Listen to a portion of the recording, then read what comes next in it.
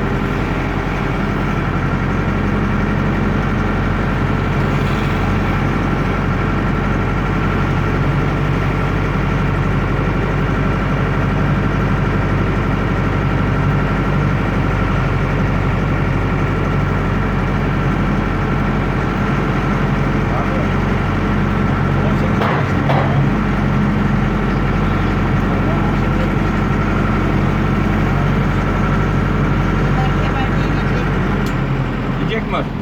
Ömer Kemal. Tamam.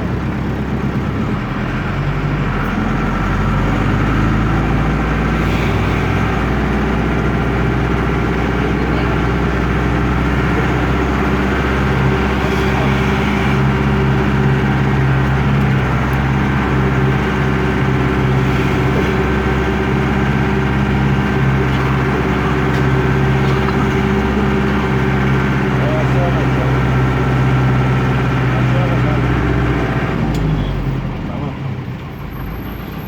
Burada da inebilirim. Yalanım batam. Ben kaça geçtim diyor? Kaça geçtim ben? 18. Bir şey yapma hayat. Al bakayım. Vallahi bilmiyorum. Sakat. Yaptım diyor. 2 para yaptım. O yüzden kapıda biraz sakat ya. O yüzden 18.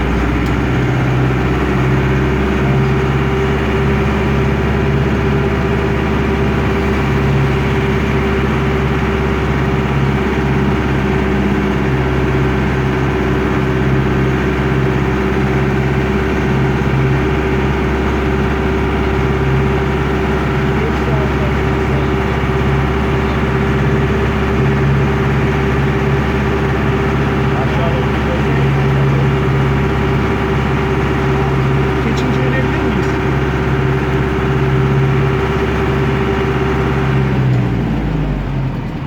Abi şimdi 900 lira üstüne alacağım. kaç? Sınadı. 30 verdi.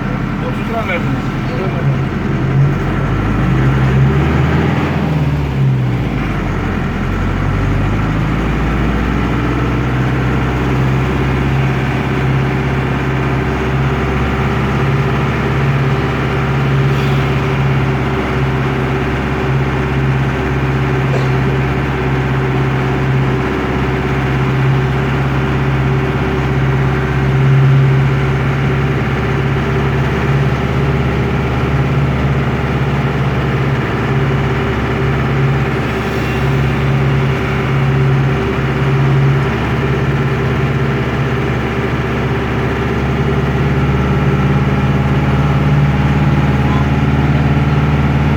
Duracağım abi. Hadi. Dur abi.